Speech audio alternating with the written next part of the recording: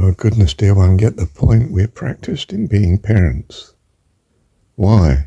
So that we might know what we value as a parent and what the parent is doing for the child, whether the child knows it, understands or not.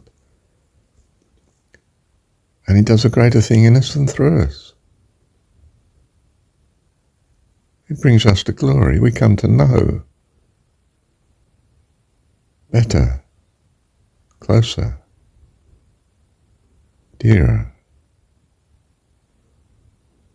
What a perfect Dad is, perfect God, our Heavenly Dad. Or Divine Mother, or, whatever. Get to the essence of it, dear one. Love, care, grace, kindness, forgiveness, compassion, help, rescue. All that we do as parents, spontaneously, for love's sake, creativity, life's sake. We are there that they have life. And we focus. And in this lesson, this great lesson, we come to know God through the doing. Isn't that incredible? Isn't that just wonderful? And I don't just mean with the parent and the child in the worldly situation, but the relationship. The lover to the loved.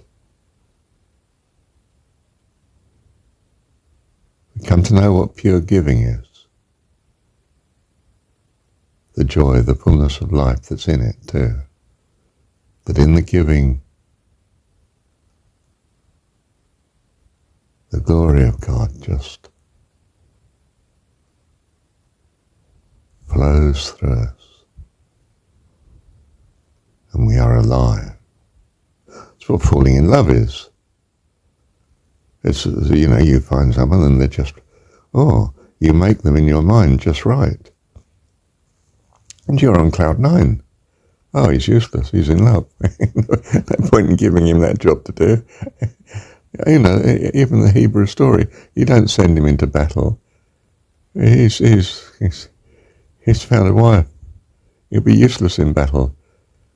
Give him a year. Give him a year with her. Then we're worried about if he's protecting Israel or not. Amazing, isn't it?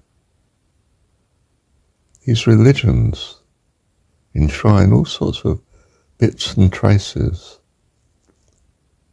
of wisdom and understanding and experience.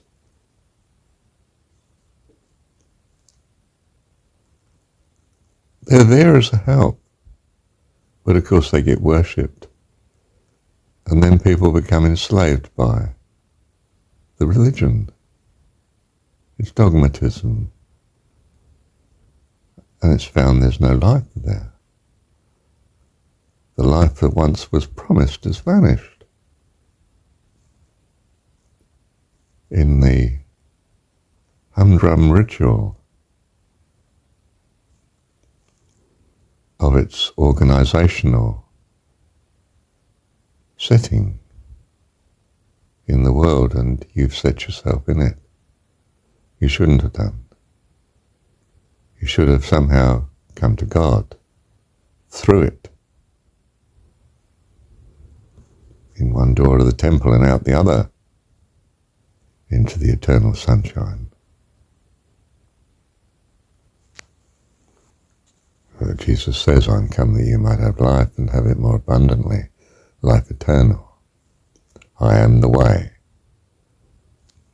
What is the way? Appreciation. How do you gain that? Thinking on whatsoever you find to be good and lovely.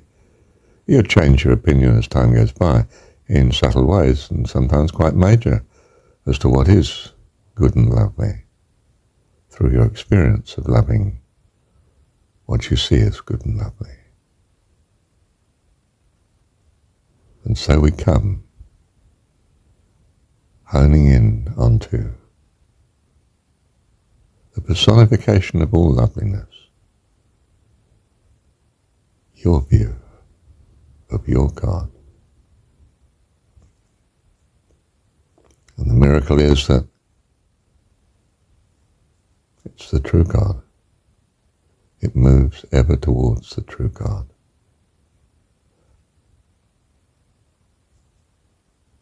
Life abundant, life eternal, creator of all, sustainer, lover of all, you see. So much so it has all in communion forever. His great, wonderful family of mature adults that were once children. In this experience, in what we call the world, the mix of good and evil, light and dark, heat and cold, pleasure and pain, joy and sorrow. Schoolroom. I've said it all. All. He's our Dad. Thank you, Heavenly Dad. Well, dear one, not only this, but we have practiced from the very beginning of the effect of parenthood and what's good and what's bad.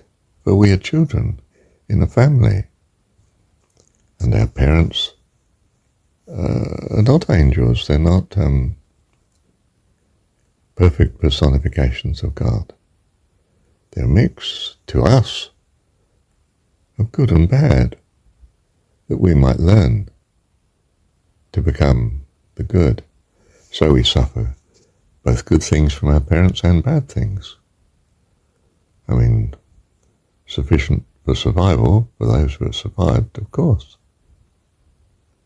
Do you see? It's a learning situation again. We're seeing from both the parent point of view of our later experience of being adult parents in the world,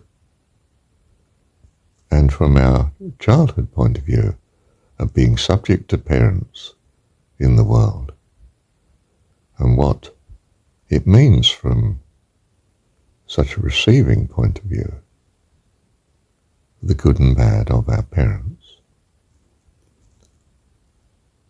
So I see my mum as one who loves me and hates Dad.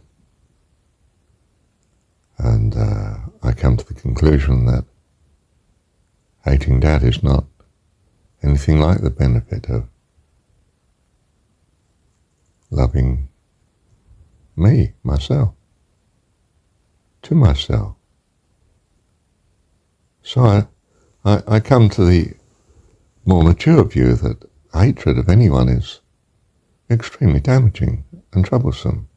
It's not the answer to life's problems. I'm transformed for the better by her love.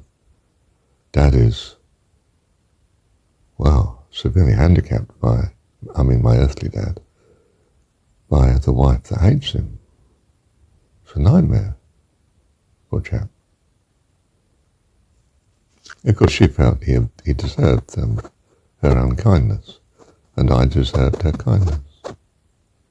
So again we learn to give kindness is the way, for it brings what you value.